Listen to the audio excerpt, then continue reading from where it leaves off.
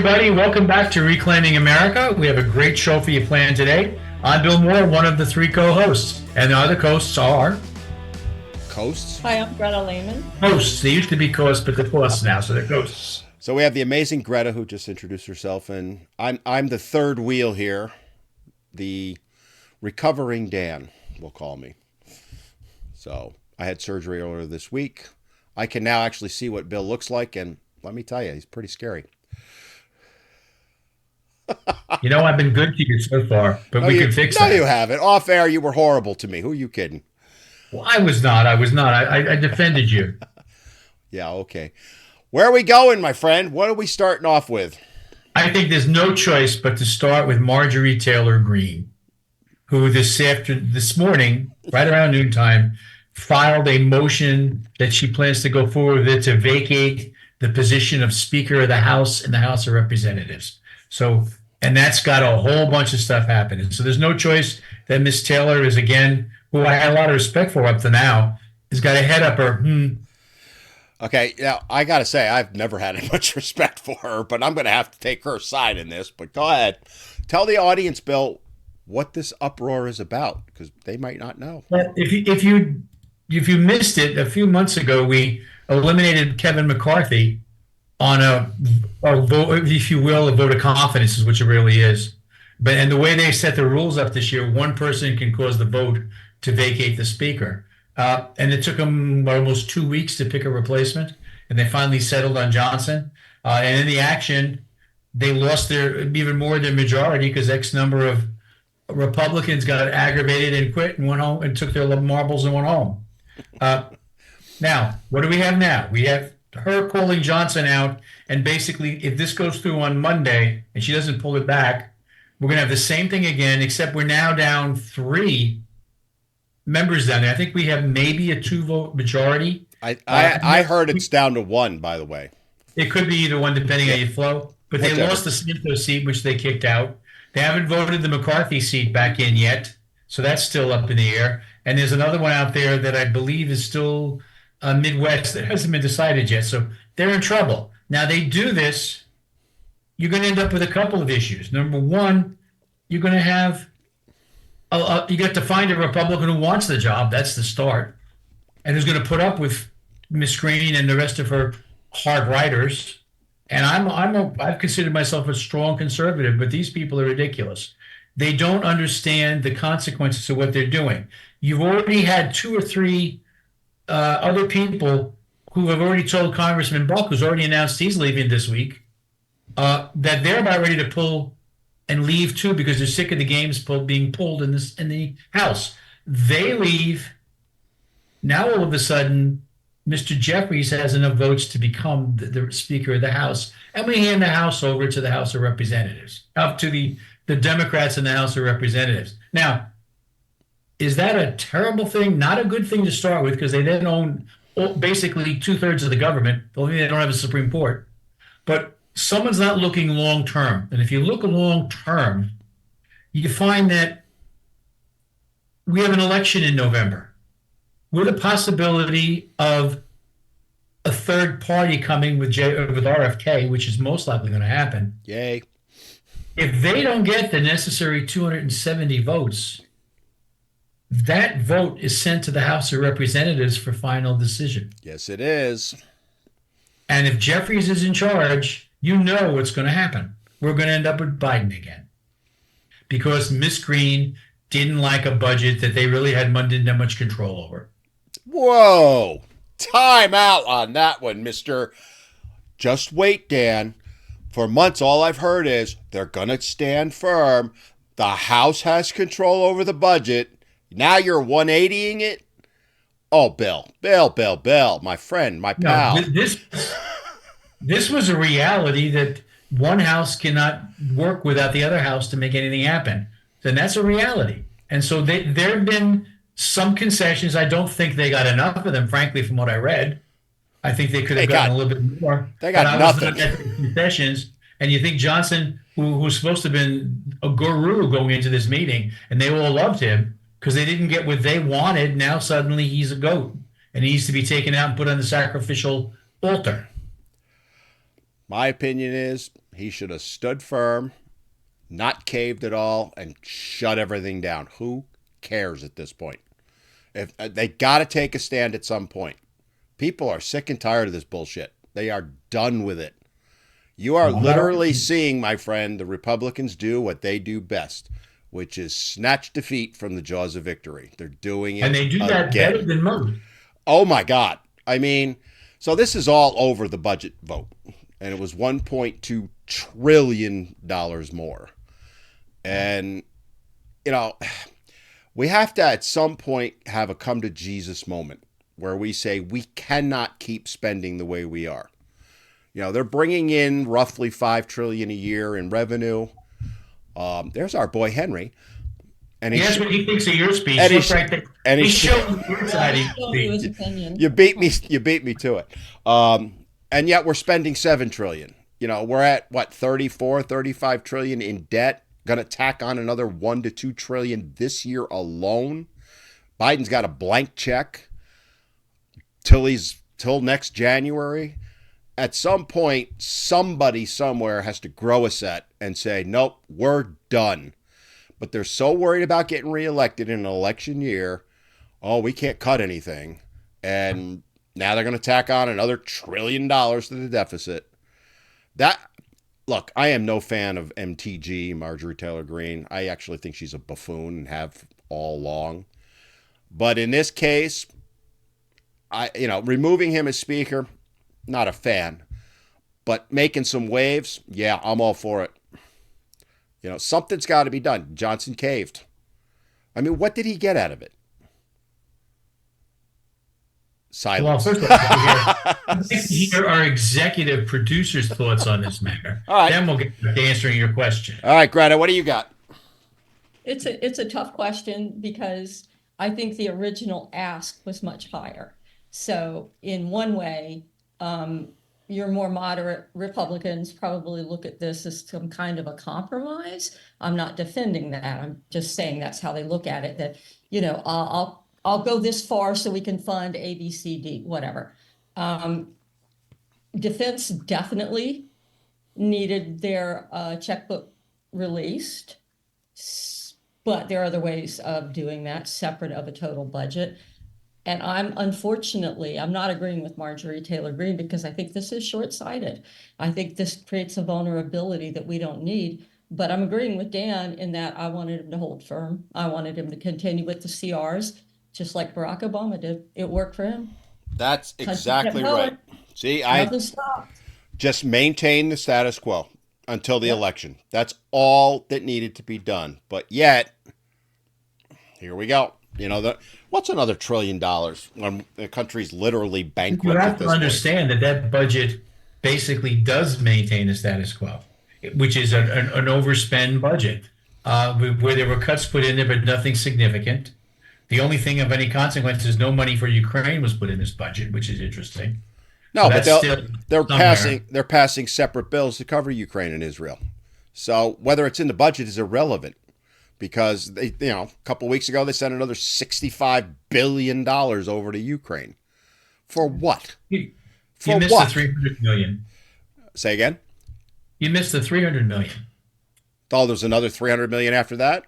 Because they managed to find $300 million in the defense budget from the military that they could clone out and send over there to help them. Here's a thought. Could the VA use a few $100 million to help our veterans? Where's the priority here? I supported defending Ukraine. I support them in their fight. But now it's gotten absurd. I mean, hundreds of billions of dollars, probably over $1 trillion at this point. And with no accountability. No accountability. And when you really think about it, what's the benefit to the U.S.? Poland? Poland, I get it. Right? Poland sure wants it. Well, let Poland fund it. You mean NATO?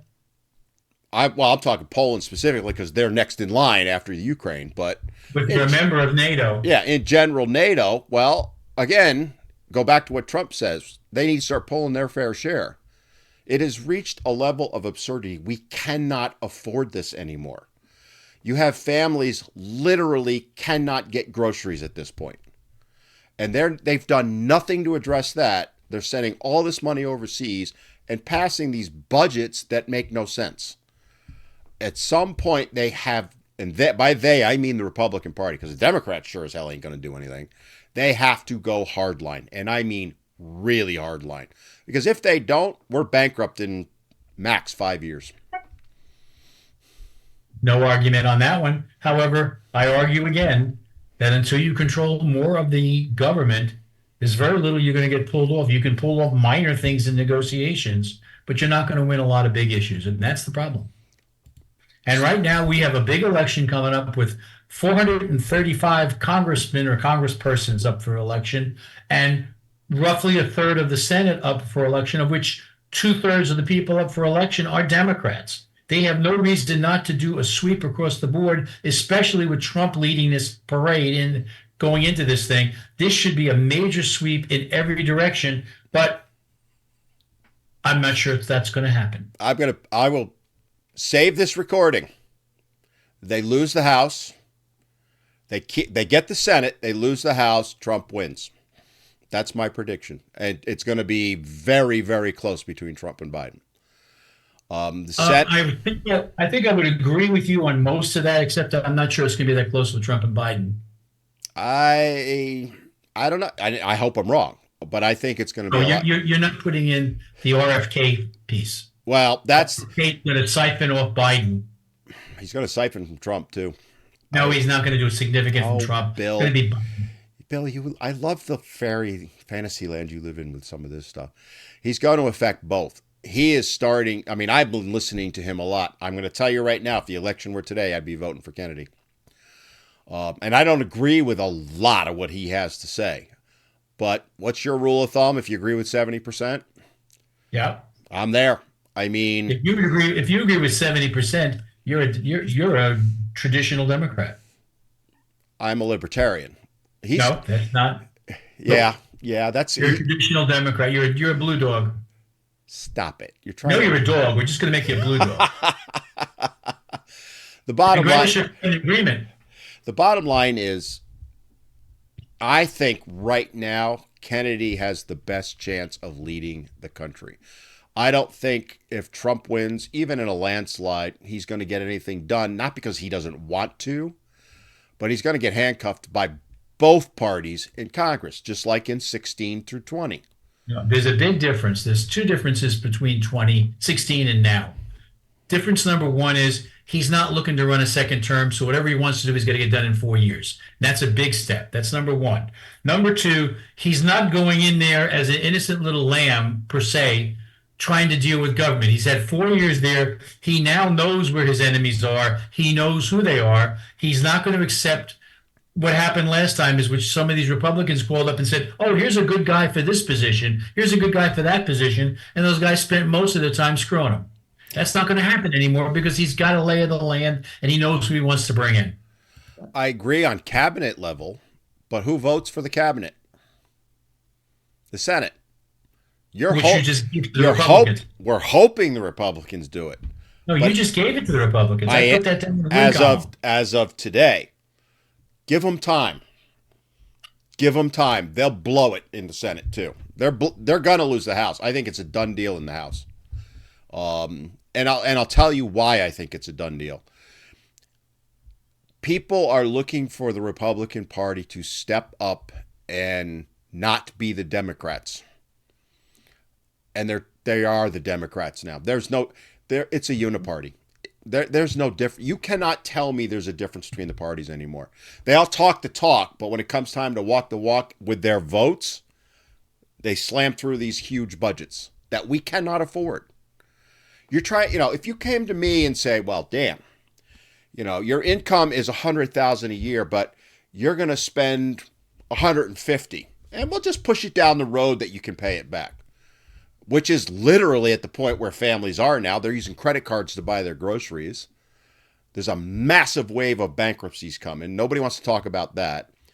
So it's happening on an individual level. It's happening in many states.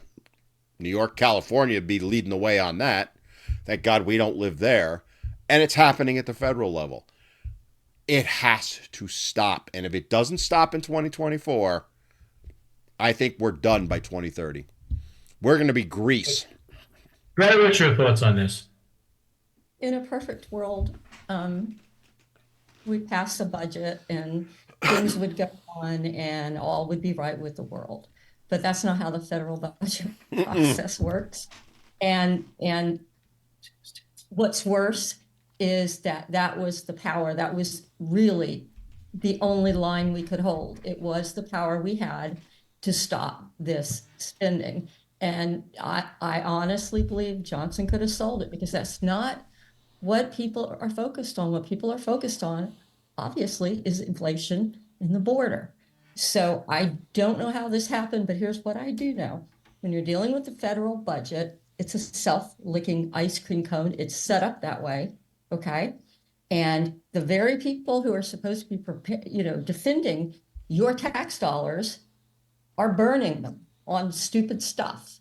So did they make some sort of a deal for this budget? I don't know. But what I do know is that the only thing we had, in my opinion, was continuing resolutions and not to pass the budget. So I'm very disappointed. I'll tell you what this budget is. This budget is let's get everybody reelected budget. Because now, they passed this, so now they can go back to their districts and say, well, I got $100,000 for this, or, $1 million for that. I bought us a new park or whatever.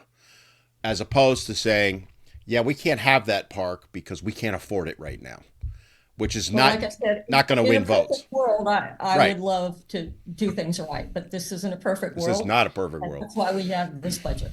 Well, if you want to look at an example of what's going to happen that it's hard for any politician to stand up and handle, if you look at what the RNC put out with Trump just recently about how they would address the budget, and they were talking about a percentage cut over 7 years to balance it.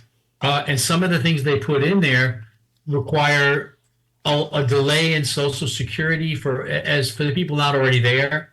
For the people not already there, a reduction in benefits. And that the Democrats have picked up, and they're already starting. They want to push your grandmother over the cliff with Social Security, et cetera, et cetera. They want to kill your Social Security. They don't want to put the truth out there. And unfortunately, too many people don't listen to what's happening. No, they look at the surface. They look at the headlines. They don't look at, they look at the meat, but not the marrow and the bones. And we're at the point now where we got to start cutting the marrow because, as I keep saying, we can't afford it anymore. And this was the chance for the Republican Party to take a stand and say, we're done. We're going.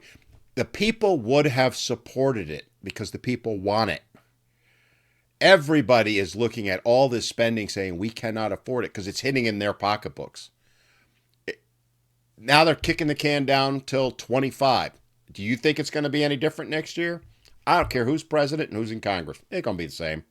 Well, Speaker Johnson did say that they're going to take all this on for the budget they're going to reduce for October 1st. And he wouldn't lie. Isn't that what you told me was going to happen last October 1st and the October 1st before that and the one before that? One digit off and you're complaining. On that note, guess what? Time for a break. Okay. So let's throw it for a couple of commercials. I don't know. And we'll come right back to Reclaiming America. And we're getting our thoughts organized, which will be a first. That'll be a first, yeah.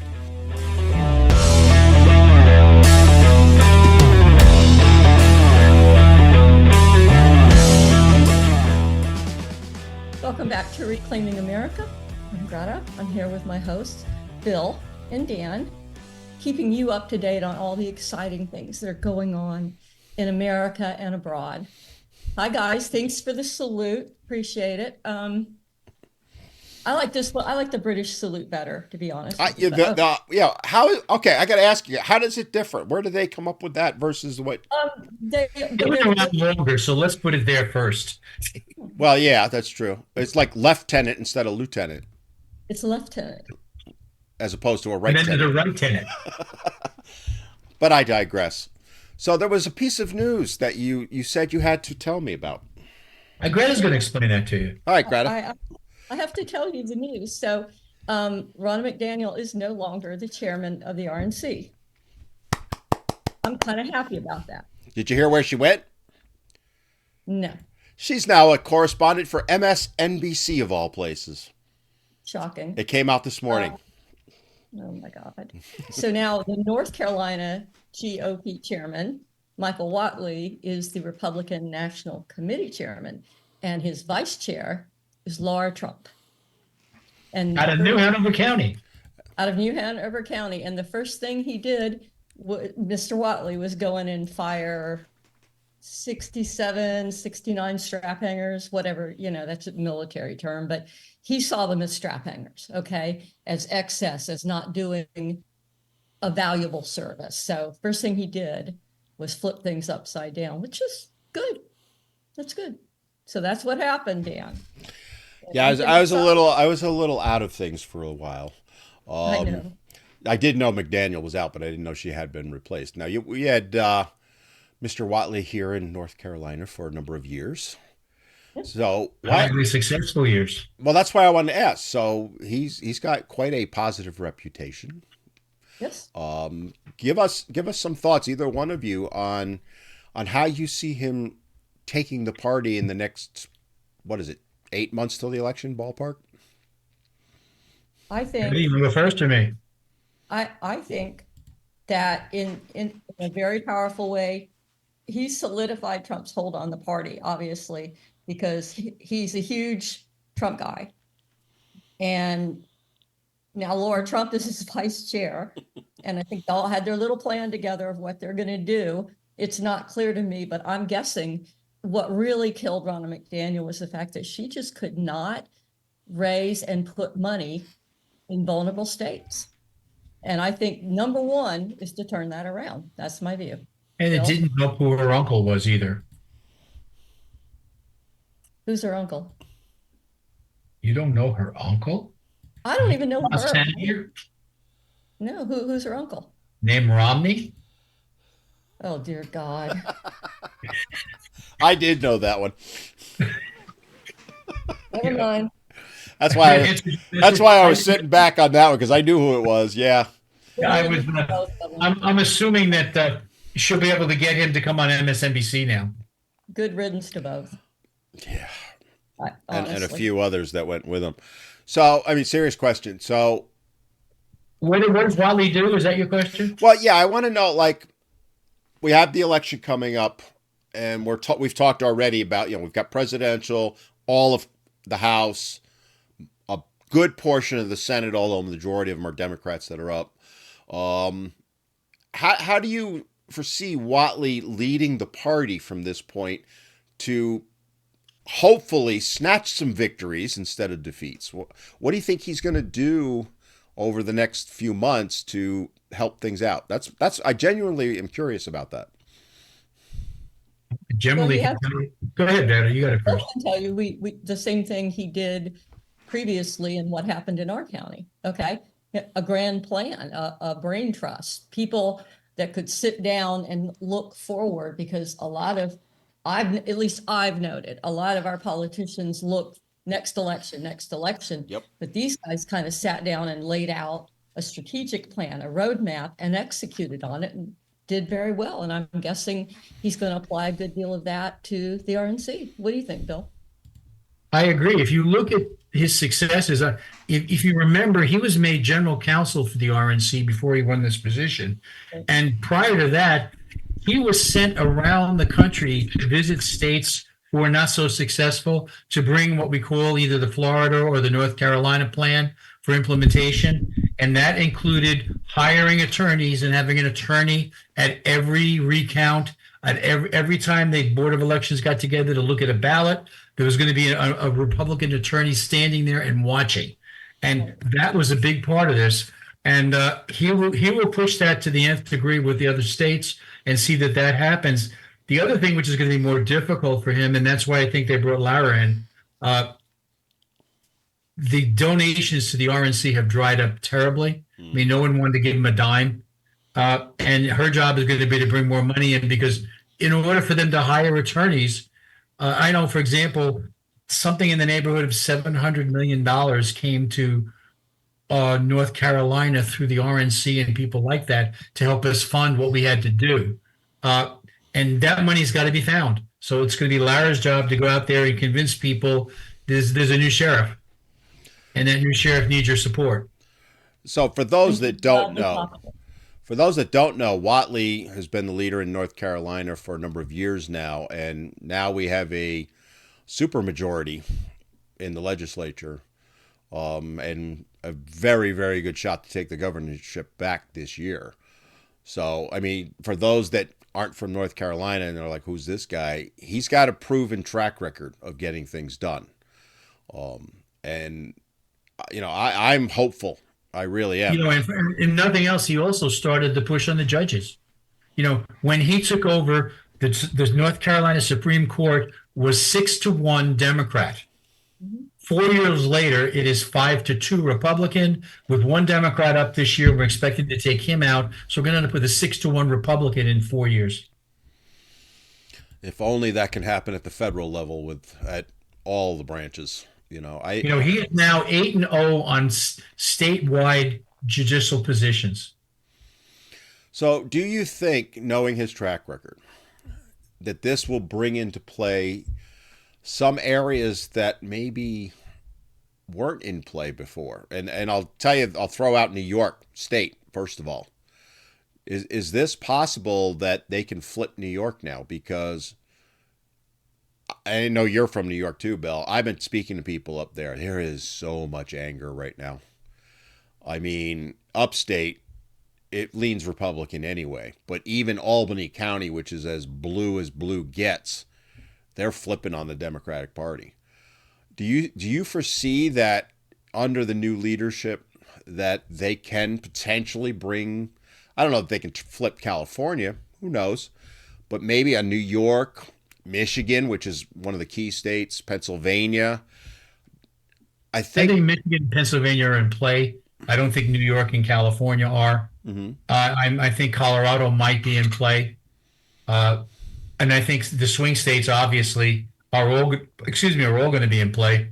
And North Carolina is considered a swing state, so that's definitely on the table too. Well, I think I'd be shocked if Trump doesn't take North Carolina at this point. Well, he won it in 2020 by 70,000 votes. Yeah, I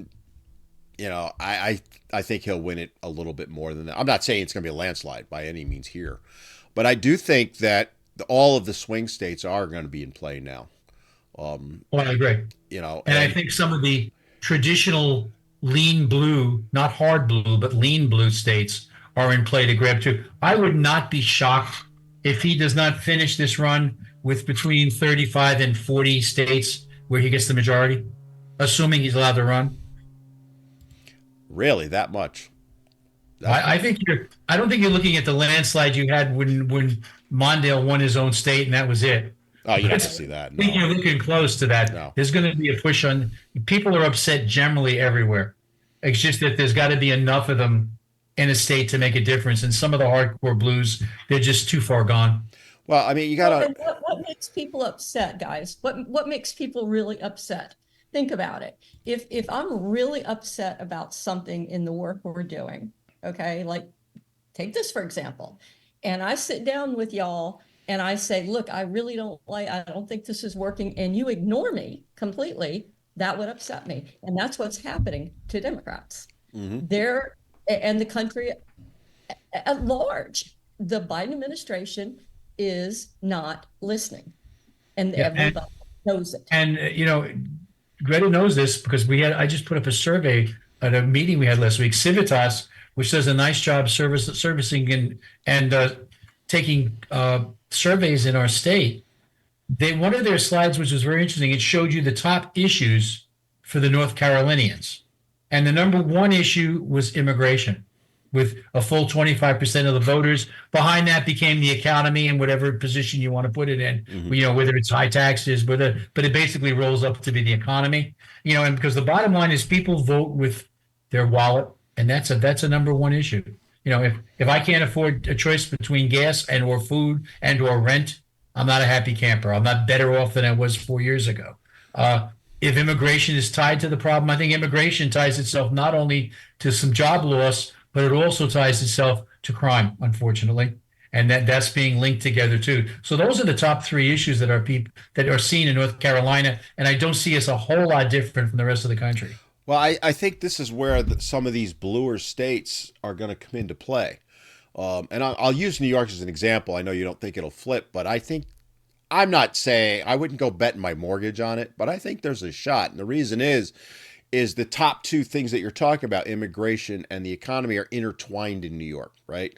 Upstate funds downstate. The people in upstate New York are seeing all this money being given to the immigrants coming in. Free phones. What is it? 1,000 a month on a credit card or debit card, and they're struggling to buy groceries or are literally picking between fuel oil and food. I mean, I know of instances like that. It could be enough to outrage them to the point that enough of them from upstate will go to the polls. A lot of them don't because they know New York City. Turn them off from voting at all, though. Also, what's that? They may just not vote at all. They may, but I think, and you could throw out New York if you want, but there are other states out there.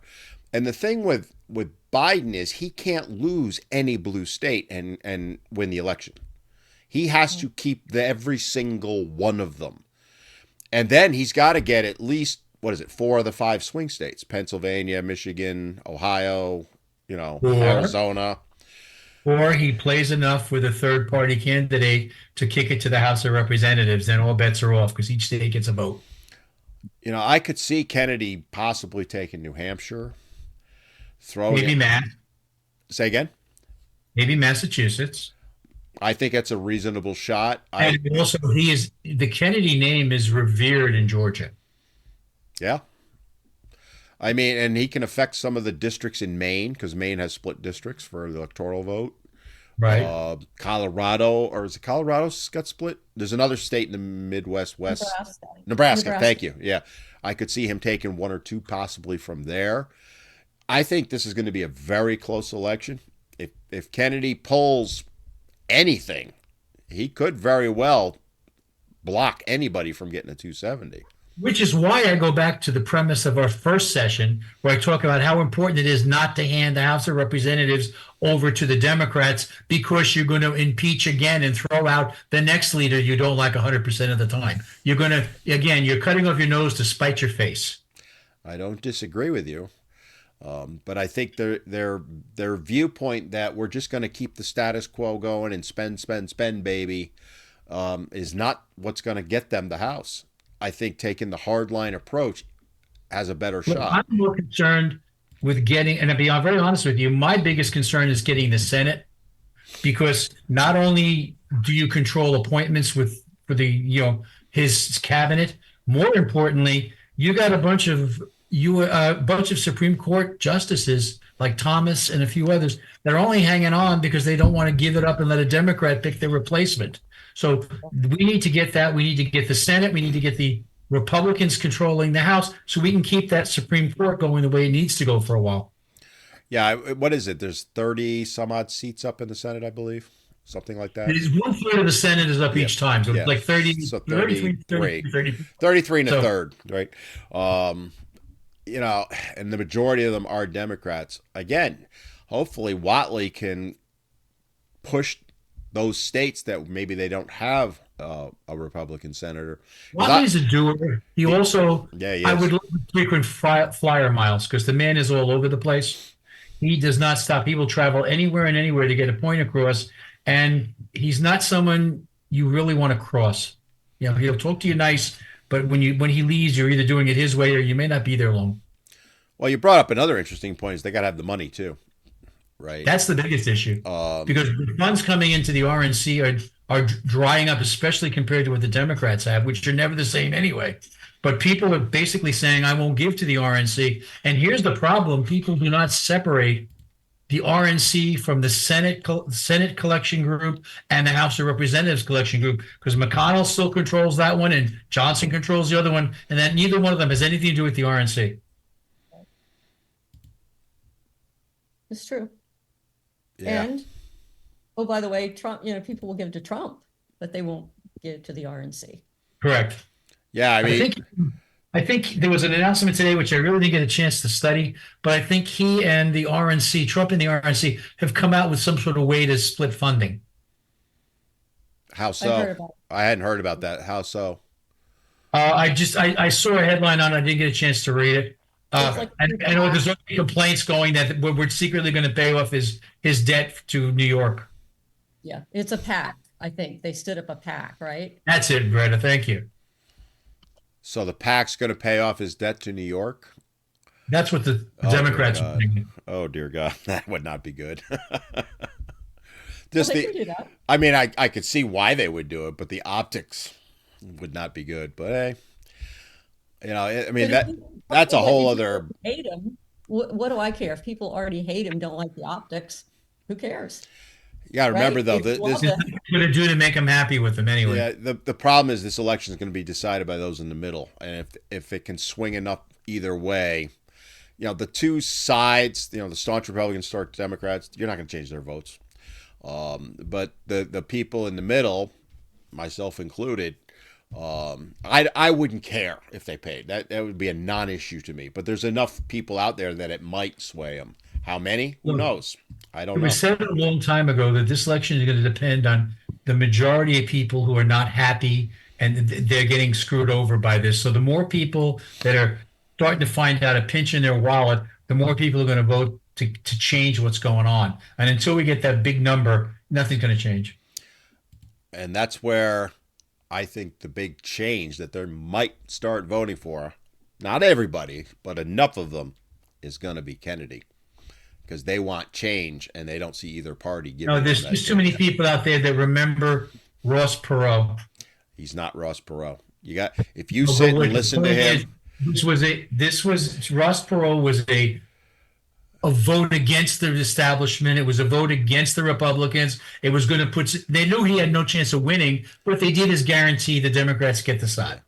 he was also. Now, I think you got the exact opposite with Kennedy. I think with Kennedy in the race, you're going to get more people supporting Trump and Biden will lose more votes than Trump will from this operation. Time will tell. I think that's a little bit of wishful thinking. And on that note, it is time for break number 2. I get the last word again. So on that, we'll be back in a couple of minutes, and then I will make even more fun of Bill when we return. So stay tuned and come on back to Reclaiming America.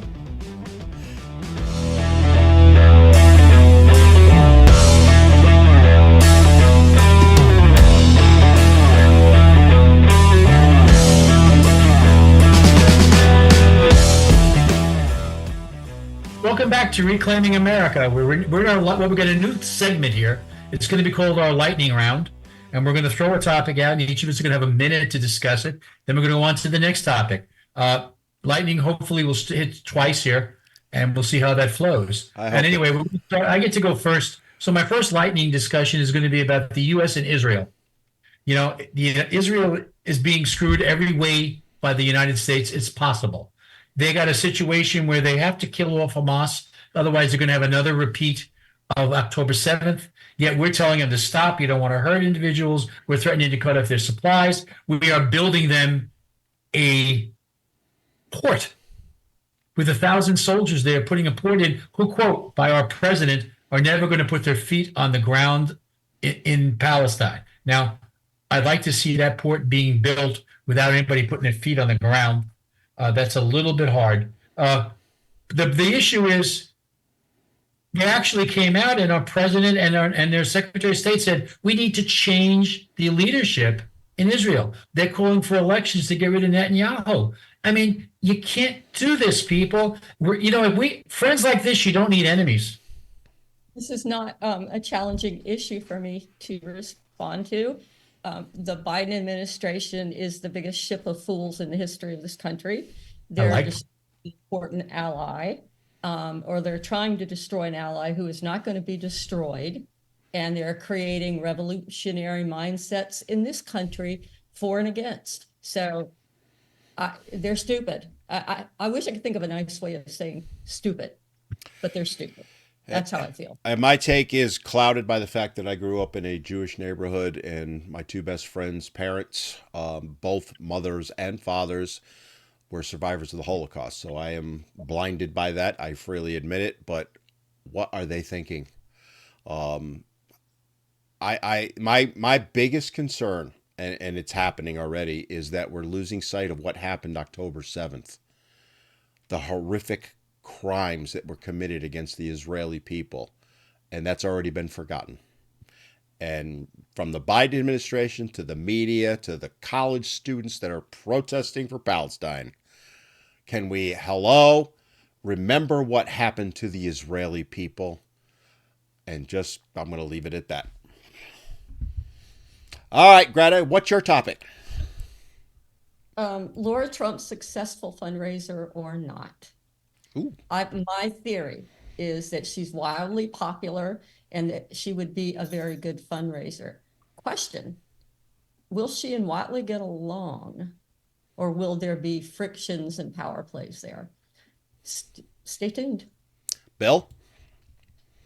And I think Laura will be very successful at what you're doing. I also have a thought that just takes it a little bit further. I think Laura is gearing up for a run for Tillis' seat. If you remember, back when he was actually running, her name was being bounced all over the place as a good candidate for that position, and her response was, "I've got to raise my kids first." It's going to be 6 years later, and things change. And I think this spotlight at a national level, and at least in our state, raising funds around the place, is going to do nothing but make her much more credible as a candidate down the road. Very good point. Greta's question of, can they get along? That's a good question. I have to believe they will. I think both of them are smart enough to know that it's best for the party that they do. If they're going to have disagreements, I think they'll be behind closed doors, and I'm sure they will have some disagreements. Might be wishful thinking, but they're both highly intelligent people, and as opposed to the former administration of the RNC, I think they'll be far more capable of, saying, all right, I don't agree with you, but this is the best option for the party moving forward. So, they'll keep it in the shadows, for lack of a better term. That's my 2 cents on it. And Bill, you mentioned our good friend, Mr. Tom Tillis. I didn't mean to. I apologize. And it's funny that you did, because what I wanted to bring up quickly is the rigmarole that's going on with TikTok and get your opinions on it. So for those that don't know, there's been a vote put forth to ban TikTok, which I don't for 1 second, by the way, believe will ever happen. I think this is a dog and pony show and nothing more. I doubt it'll clear the Senate. If it gets through the Senate, it goes to Biden. He said already he will sign it. I'll believe that when I see it, because the head of TikTok is already lobbying Congress. If you think he's not throwing money around, you're crazy. But let's set all that aside. Mr. Tillis was publicly out there, and he is on record as saying he hates TikTok and he's going to vote them and get rid of them. So my question to you is, do you think TikTok is going away, and do you think it should go away? You going to me first? Or? Sure, we'll go to Bill first. Well, you take it, Ron. Okay. I don't think they're going away. I don't think they're going to get enough votes to make it happen. I think you might get to the point where, at least publicly, the Chinese might diffuse itself or get rid of the ownership of TikTok. But even if they get rid of the ownership, doesn't mean they can't collaborate with them anyway. That's just wishful thinking as we go along. But if Tillis wants to vote that and he actually keeps up with it, more power to him. I just don't think it's a viable solution at this point. Greta? I don't think they really want to ban TikTok. I think what they're trying to do is find a legal way to take control of TikTok from China. Are they going to achieve that? Maybe. They have a shot. They have a legal shot at it. So we'll see. You just made the Tulsi Gabbard argument. That's the U.S. government's trying to take control from China of TikTok. I don't disagree with you there. I don't think TikTok's going to go anywhere. There's too much money, and you're going to see the Zuckerbergs and even Elon Musk in them. They're going to start throwing money at this because if it happens to TikTok, where the U.S. government takes control of it, what's to stop them from taking over Meta or Twitter or any of them? So it'd be interesting to see how it all shakes out. And that said, if you're out on TikTok at all, and we are, because Bill's going to start putting some videos up again soon, I hope. Go follow us on TikTok. Speaking of TikTok, though, keep remembering a good slice of the people on TikTok are voters. Yeah, well, just to take a quick minute, there's a guy out near Charlotte, a congressman, who's got 2 million followers. Jeff somebody or other, I forget his last name. Boy, did he step in it, because he voted to ban TikTok, yet he uses TikTok and has used it to get his position, and he's running for attorney general in North Carolina. Boy, did he step in it. Not with Dan Bishop. Is that what you're talking about? No, it's Jeff somebody or other. It's a Democrat out of Mecklenburg. Democrat, okay. Out of Mecklenburg. And he's they're allowed to step on. As a matter of fact, we encourage them. Yeah. He got called out as a complete and utter hypocrite, and it's awesome to see. It's actually been a lot of fun. And his followers turned on him. He lost 100,000 followers like that. So TikTok's got some power. All right. On that note, we got to start wrapping things up, kids. Believe it or not, this show flew by. So 3 rounds of 1 minute ended up with 1 round of 3 minutes. Pretty much. No, we got them all in. Bill, where can people follow us? I'm going to put you on the spot this week. Oh, they can find us on Rumble. They can find us on YouTube. They can find us on lots of other places. TikTok. TikTok is one of them. You can find us on YouTube. I already said YouTube. That one I got out there. Twitter. Twitter is another good spot, or X as we commonly call it now. No, I call it Twitter. I will never stop calling it Twitter. So, yeah, go follow us on all those, because who knows? We might disappear from YouTube at any point, or any one of the other ones, the way things are going. Bill keeps getting us in trouble. On that note, it's time to wrap things up, kids. Any final thoughts? I'm waiting for pollen to go away and summer to come. That's my final thought. Amen to that. You know, the real truth of the matter is the yellow brick road did not exist. It's actually pollen. My red van is now a lovely lime green, so I'll close with that. All right. Well, let's go ahead and wrap things up. And, hey, come back and see us next time on Reclaiming America.